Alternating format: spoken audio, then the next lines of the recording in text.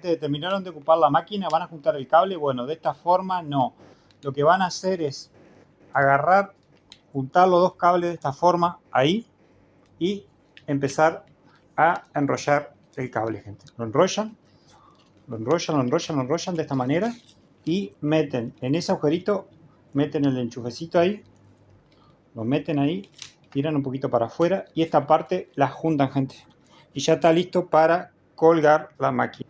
Y bueno, gente, la máquina le quedaría colgada de esa forma. Y bueno, espero que les sea útil el video. Si les gustó, suscríbanse y nos veremos en un próximo video.